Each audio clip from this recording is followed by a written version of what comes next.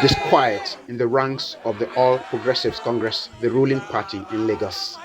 Its primary elections conducted on Saturday appeared peaceful and smooth with no major incidents, but that will also appear to be only on the surface as events that have unfolded since then indicate otherwise. We discovered that some leaders are trying to impose a candidate on the local Lagos mainland and Yaba SCDA, which is, we won't allow that to happen. I heard grumbles for the 10% or 20% that I not have gotten right. Like Justice, the Supreme Court will say, it is final, not because it is infallible, but it is infallible because it is final. But in this case, we are not even final. There is an appeal process. Apart from the complaints from mainland local government and Yaba, more groups have come out to express dissatisfaction with the process and outcome of the elections, alleging imposition and lack of inclusion. This is a group of aspirants from Ikosi Sherry Council Development Area addressing journalists protesting the emergence of the chairmanship candidate in the council area, whom they say is in a bid for a third term in office. In Nagbado Okodo SAD, the party rightfully disqualified an incumbent after 2 terms. Applying a different standard in Ikosi Sherry SAD undermines party credibility and raises serious concern about fairness and impartiality. 3.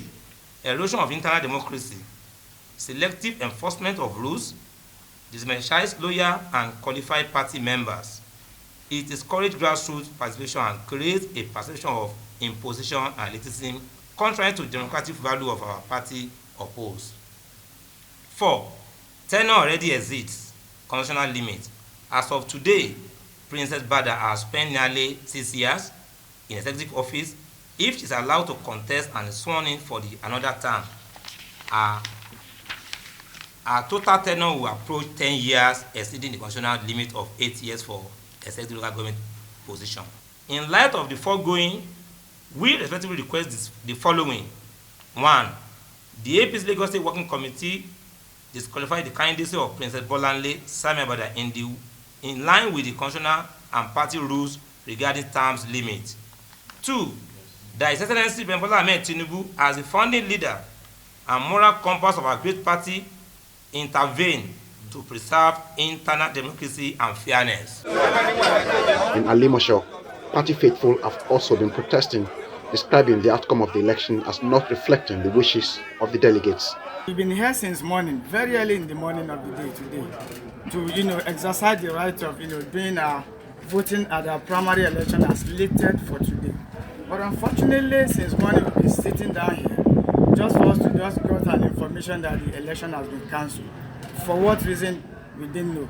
But we have been hearing one thing or the other saying there's going to be a kind of imposition, and that's not possible. If I have been able to achieve a peaceful environment with my people, I see no reason why the primary election should not go ahead in Negbeliasu while people are ready.